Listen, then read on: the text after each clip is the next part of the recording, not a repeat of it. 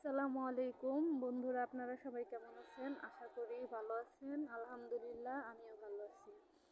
তো আমি আমার লাইফ সম্পর্কে কিছু ব্যক্তিগত কথা বলবো, মানে যেগুলো আমি পার করে এসেছি সেগুলো বলবো। আমার ফ্যামিলির জন্য আমি আসছি জর্ডানে, ফ্যামিলির জন্য স্বামীকে ছেড়েছি, ফ্যামিলির জন্য সন্তানকে পর করে জর্ডানে পাড়ি দিছি, বিদেশে।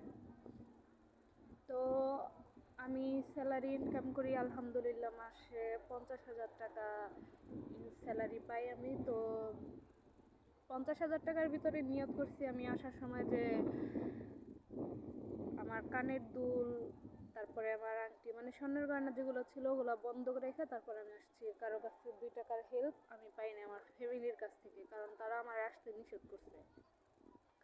তো এখন আসছি আমি জর্ডানে। জর্ডানে এসে আলহামদুলিল্লাহ আমি ভালোই আছি। তাও প্রতিবেশী কিছু লোক আছে যে অন্যের ভালো দেখলে তাদের জ্বলে, তাদের সমস্যা হয়, তাদের মেন্টালিতে সমস্যা হয়, তাদের মানে কেউ যে ভালো থাকে এটা তারা চায় না। আমার আত্মীয় স্বজন আছে যাদের কাছ থেকে আমি আঘাত পাইছি বা কষ্ট পাইছি। তো তারা বলছে যে আমি ভালো নাই। আলহামদুলিল্লাহ আমি জর্ডানে ভালো আছি। তো জর্ডানে বলছে যে জর্ডানে উল্টাপাল্টা কাজ হয়, এইসব হ্যান ত্যান বক্কর চক্কর অনেক কিছু। তো জর্ডানে ওইসব কিছুই না, আমি ভালো সব ভালো, আমি খারাপ জগৎ খারাপ আমি মনে করি। কারণ ভালো সাইডও আছে, খারাপ সাইডও আছে, সব কিছু নিজের ভিতরে। আমি চাইলে খারাপটাও বেছে নিতে পারবো, চাইলে ভালোটাও বেছে নিতে পারবো, সব কিছু নিজের ভিতরে।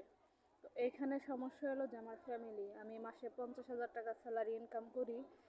আমি অ্যাকাউন্ট করে আসছি, কিন্তু অ্যাকাউন্টে 2 টাকা রাখতে পারি না এখন পর্যন্ত ফ্যামিলির জন্য। ফ্যামিলির চাহিদাই শেষ হয় না।